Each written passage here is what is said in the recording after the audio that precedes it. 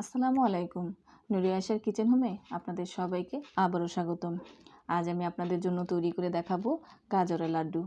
দেখতে অনেকটা মতিচুরের লাড্ডুর মতো হলেও সেটা কিন্তু গাজরের লাড্ডু। বাচ্চারা খুবই পছন্দ করবে।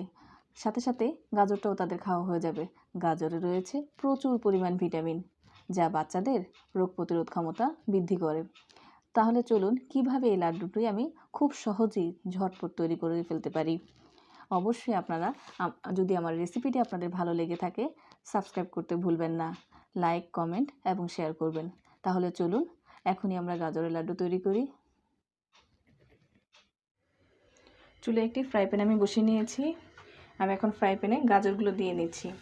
আমি শুরুতে কোনো ঘি ব্যবহার করব না, ঘিটা আমি পরে ব্যবহার করব। খালি ফ্রাই প্যানেই আমি গাজরগুলো দিয়ে দিলাম। আমি এখানে আধা কেজি গাজর পরিষ্কার করে ধুয়ে সেটা আমি মেশিনের সাহায্যে কুচি কুচি করে নিয়েছি। দেখুন কীরকম কুচি করেছি।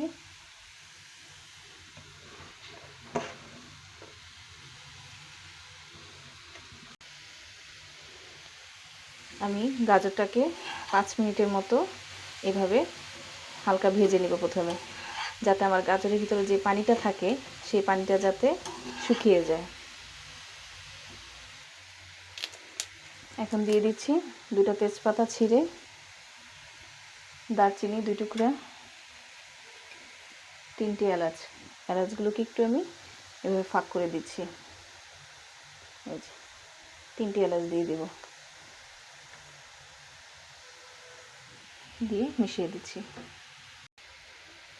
এখন দিয়ে দিচ্ছি সামান্য পরিমাণ লবণ, একদম সামান্য, কারণ মিষ্টি জিনিসের মধ্যে অল্প একটু লবণ দিতে হয়, তাহলে মিষ্টির ব্যালেন্সটা ঠিক হয়। আমার 5 মিনিট ভাজা হয়ে গেছে। এখন আমি 1 কাপ দুধ দিয়ে দিব। আমি আধা কেজি গরুর দুধকে শুকিয়ে 1 কাপ পরিমাণ করে নিয়েছি। আমি এখন দুধটা দিয়ে দিব। দুধটা দেওয়ার পরে একটু নাড়িয়ে নিচ্ছি। এই দুধটা দিয়েই আমার গাজরটা সিদ্ধ হয়ে যাবে। এখন আস্তে আস্তে আমাকে এই গাজরটা সিদ্ধ করে নিতে হবে। গাজর হালুয়া তৈরি করতে খুব বেশি একটা সময় লাগে না। এই দুধের পানিটা যখন শুকিয়ে আসবে, মোটামুটি আমার গাজরটাও সিদ্ধ হয়ে যাবে। তখন তাড়াতাড়ি গাজরটা আমার তৈরি হয়ে যাবে। দুধটা দেওয়ার ফলে আমার গাজরটাও সিদ্ধ হয়ে আসছে।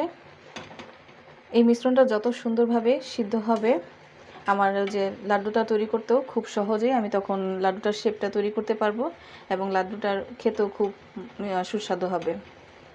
আর লাড্ডুটা দেখতেও খুবই একটা দেখা যায় কি মতিচুরের লাড্ডুর মতো হয়, কারণ গাজরের কালারটা ঠিক মতিচুরের লাড্ডুর কালার, তো সেম একইভাবে। দেখুন আমার কালারটাও খুব কি সুন্দর হয়ে আসছে। পানিটা শুকিয়ে আসার পরে আমি এখন 1/2 কাপ পরিমাণ চিনি দিয়ে দিচ্ছি। আপনারা এখানে যে যেমন মিষ্টি খান ঠিক সেভাবেই মিষ্টিটা ব্যবহার করবেন। দেওয়ার পরে আমি চিনিটা মিশিয়ে দিচ্ছি। চিনি দেওয়ার পরে আমার গাজরের মধ্যে দেখবেন একটু একটু পানি বের হয়ে আসছে। যে দেখুন, পানি বের হলে আপনারা ভয় পাবেন না। আপনারা অবশ্যই এটাকে আস্তে আস্তে করে নাড়তে নাড়তে পানিটা শুকিয়ে নেবেন। চুলার আঁচটি মিডিয়ামে রাখবেন আর ঘন ঘন নাড়তে থাকবেন, যাতে তলানিতে না লেগে যায়। গাজর কিন্তু পুড়ে গেলে স্বাদ কিন্তু আর একটু ভালো লাগবে না। এভাবে আস্তে আস্তে করে গাজরের পানিটা শুকিয়ে নেবেন। মিনিমাম 7-8 মিনিটের মতো সময় লাগবে এই গাজরটা রেডি হতে। এখন আমি পানিটা যখন শুকিয়ে আসবে, তখন আমি 1 চা চামচের পরিমাণ আমি এখানে ঘি দিয়ে দেব।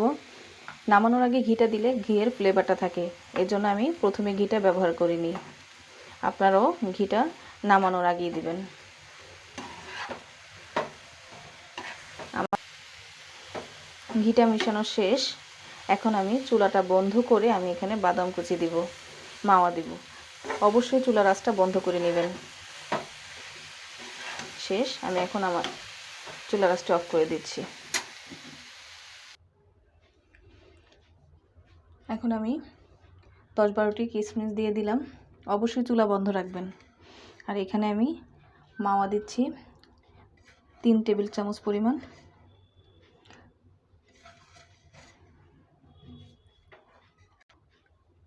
বাদাম কুচি দিয়ে দিলাম। আপনারা এখানে আপনাদের পছন্দ মতো বাদাম, যে কোনো বাদাম ব্যবহার করতে পারেন। দেওয়ার পরে মিক্সড করে দিব।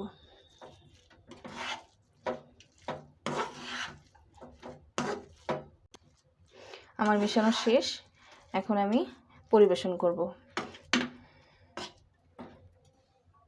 মিশ্রণটি যখন হালকা একটু ঠান্ডা হবে তখন দেখুন আপনারা যে কোনো সাইজেই লাড্ডুটি বানাতে পারবেন। আমি এইটুকু সাইজের লাড্ডু বানাচ্ছি, এভাবে গোল গোল করে লাড্ডু বানাচ্ছি। আপনারা আপনাদের পছন্দ মতো এখানে শেপ দিতে পারবেন। দেখুন আমার লাড্ডু একটি বানানো হয়ে গিয়েছে। আমি আরেকটি লাড্ডু বানিয়ে দেখাচ্ছি, এভাবে গোল করে। আমার লাড্ডু বানানো হয়ে গিয়েছে, এভাবে বাকি সবগুলো লাড্ডু আমি বানিয়ে নিচ্ছি। আমার সবগুলো লাড্ডু বানানো হয়ে গিয়েছে, তাহলে চলুন পরিবেশন করি। তৈরি হয়ে গেল আমার মজাদার গাজরের লাড্ডু। দেখেছেন তো, ঠিক দেখতে মতিচুরের লাড্ডুর মতো। বাচ্চারা তো কি, বড়রাও খুবই পছন্দ করবে, আর বাচ্চারা তো ঝটপট করে চেটেপুটে খাবে। আপনারা যদি আমার এই রেসিপিটি ভালো লেগে থাকে অবশ্যই আমার চ্যানেলটি সাবস্ক্রাইব করবেন এবং পাশে থাকা বেল আইকনে ক্লিক করবেন। লাইক, কমেন্ট এবং শেয়ার করতে ভুলবেন না। তাহলে আজকে এই পর্যন্তই। আল্লাহ হাফেজ।